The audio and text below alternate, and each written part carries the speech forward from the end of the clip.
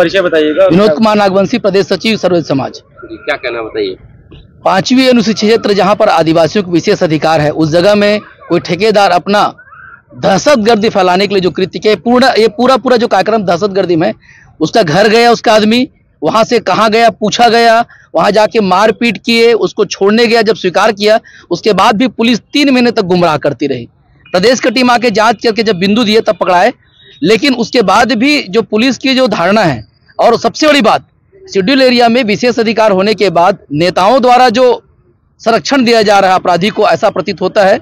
और लगातार छत्तीसगढ़ के सभी जिलों में, कवर्धा में जो हत्या हुआ, बस्तर में जो हत्या हुई, ये सभी जगह देख के लगता है कहीं ना कहीं शासन की पकड़ बिल्कुल पुलिस पे नहीं है, या पुलिस उनके सह पर जो ये अमर्यादित काम कर रहे हैं, ये प्रदेश की, छत्तीसगढ़ शांत प्रदेश के लिए एक गलत संदेश जा रहा है। और शेड्यूल एरिया में विशेष अधिकार होने के बाद आदिवासी समाज को प्रताड़ित करना, विधायक चुपके से 5 बजे रात में जा रहा है और गवाह के यहाँ जाके बोल रहे हैं कितने परिवार में सदस्य हैं। एक तरह से ये थ्रेटनिंग का विषय हो सकता है।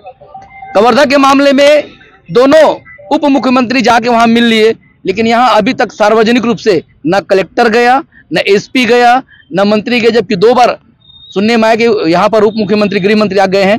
एक संवेदना बनता है कि ऐसे निर्मम हत्या के बाद जाकर वहां संवेदना दिखाए, और तब और बनता है जब समाज के लोग, परिवार के लोग आंदोलन में बैठे हुए हैं, उनके परिवार को फंसाने का प्रयास किया गया।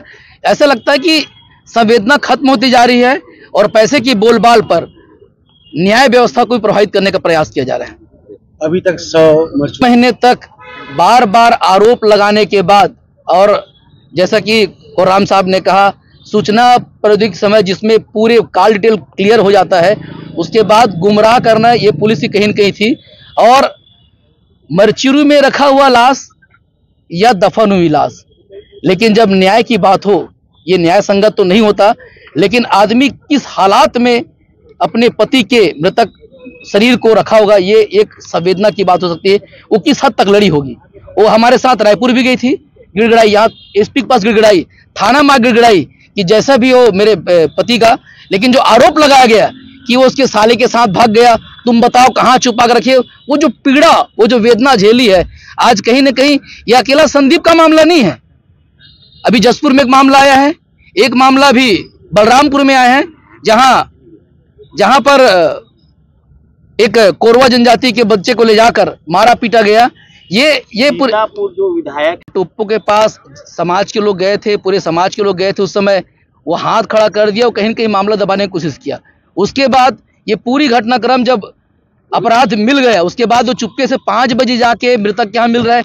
कोई सांत्वना नहीं, कोई आश्वासन नहीं, कोई ढाढ़स नहीं बंधा है, उल्टा गवाह किया जाके आपके यहाँ कितने आदमी हैं, कौन कौन है। एक तरह से थ्रेटनिंग कहलाता है। आप जनप्रतिनिधि हैं, आपको मामला किसी को, चाहे आपका जात का हो, चाहे समाज किसी को हो, लेकिन आपको सपोर्ट नहीं किया जा रहा है। सपोर्ट नहीं, ये तो प्रभावित कर रहे हैं, हमको ऐसा प्रतीत होता है। हम तो उच्च स्तरीय जांच कराकर मांग कर रहे हैं कि यहाँ मात्र अभिषेक पांडे दोषी नहीं है, यहाँ दोषी पुलिस व्यवस्था भी है और राजनीतिक व्यवस्था जिसके साथ पे ये कृत्य बढ़ते गया है। और जी, तो इसके लिए समाज, आज पूरे प्रदेश के लोग इकट्ठा हुए हैं। एक निर्णायक लड़ाई आज देखते हैं कि शासन प्रशासन कहां तक बात करती है, क्योंकि बार बार कलेक्टर के द्वारा, कमिश्नर के द्वारा मृतका को, समाज के जिला वालों को धमकाया भी जा रहा है कि आप लोग भस्कार उसको उकसा रहे हो। आज हम पूछेंगे कि आप चाहते क्या हो।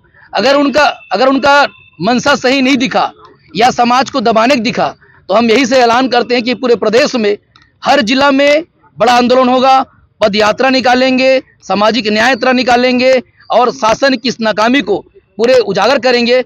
मेरा पत्रकार बंधुओं से आग्रह कि ऐसी निर्मम हत्याएं होती है, घटनाएं होती है, लेकिन सुनियोजित षड्यंत्र पूर्वक हत्या जिसमें कहीं न कहीं पुलिस की सहभागिता, और इतना बड़ा कांड बिना राजनीतिक संरक्षण का हो ही नहीं सकता, क्योंकि वो बड़ा ठेकेदार है।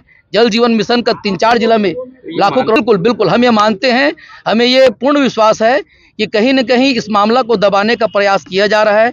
आप लोग भी पत्रकार हैं और आप लोग माध्यम से जो निर्मम हत्या जंग, हम तो प्रताड़ित थे, हम घूम रहे थे, उसके साला को बचा रहे थे, लेकिन हम एसपी साहब से जब जाकर राम साहब मिले उनके नेतृत्व में, तो हमने कहा उसके साला को वहां पर प्रस्तुत भी किए, उन्हें बताया मैं बेगुनाह हूं, और हमने जब पॉइंट दिया, वो लोकेशन दिया, मोबाइल नंबर दिया, 3 दिन पकड़ा गए। तो 3 महीने तक पुलिस क्यों गुमराह कर रही थी। इसमें जो संरक्षण दे रहे, चाहे पुलिस हो, चाहे समाज के भी कोई आदमी जो गुमराह करने की कोशिश कर रहा हो या राजनीतिक लोग, सबको कड़ी सजा मिलना चाहिए। यह देश शांति प्रिय है, यह देश संविधान से चलता है, यह देश लोकतंत्र से चलता है और 5वीं अनुसूची में एक विशेष प्रावधान ट्राइबल के लिए है, वो बरकरार रहना चाहिए और सभी आम जनता को भी न्याय मिलना चाहिए। ये हमारा मांग यहाँ से। और प्रदेश की मीटिंग में भी तय हुआ कि अगर फरार अपराधी कहीं मिलता है उनके लिए इनाम घोषणा की गई है। बार बार धरना स्तर पर जा रहे हैं, इस पर आप क्या कहेंगे? अब वो समाज के रूप में जा रहे हैं, जनता के रूप में जा रहे हैं, कभी तक स्पष्ट हो नहीं पाया है।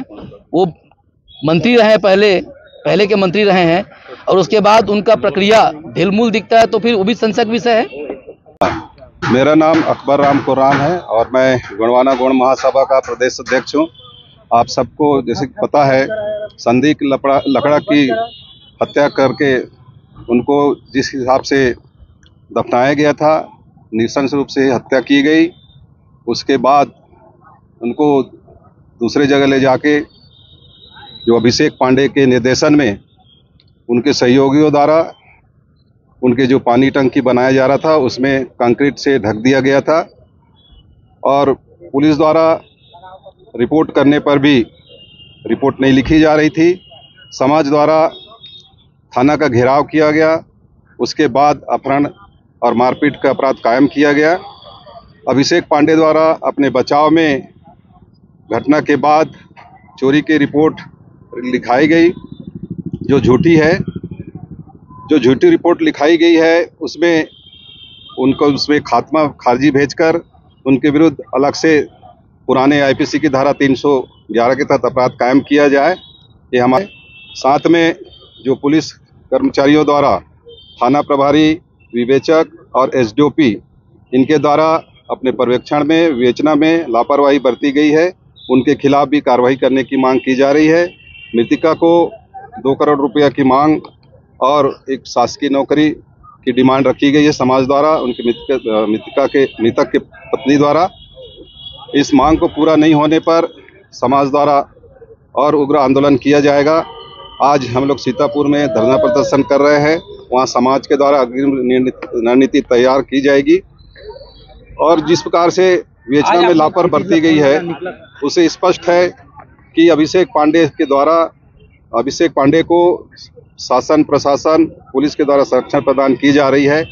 आज सूचना प्रौद्योगिकी के युग में भी उनको पकड़ा नहीं जा रहा है, इससे स्पष्ट है कि उनको राजनीतिक संरक्षण प्राप्त है। हम लोग अभी यहाँ अंबिकापुर से सीतापुर तक बाई रोड जाएंगे रैली के रूप में, वहाँ पे आम सभा की जाएगी, समाज के लोगों द्वारा अपनी राय रखी जाएगी। तत्पश्चात अगली रणनीति उनके परिवार वालों से बातचीत करके समाज के लोगों के साथ बैठकर रणनीति तैयार की जाएगी।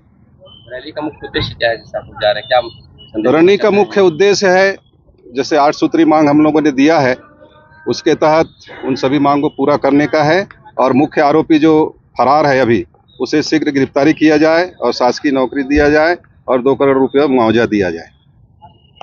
आत्मदाह करने की जो उनके मृतक के पत्नी द्वारा किया गया है, स्पष्ट है कि उसको मजबूर किया जा रहा है आत्मदाह करने के लिए। किसके द्वारा मजबूर किया जा रहा है? शासन प्रशासन द्वारा किया जा रहा है, क्योंकि उनकी जो मांग है अभी तक जो आरोपी गिरफ्तार नहीं किया जा रहा है, इसके कारण। क्या लगता है सही फैसला है? बिल्कुल सही फैसला है, मरता क्या नहीं करता। आप देखिए, एक परिवार की नृशंस हत्या की गई है और सब आरोपी घूम रहा है। भारत से तो भगा नहीं होगा, कहीं ना कहीं भारत देश में ही होगा, प्रदेश में ही होगा।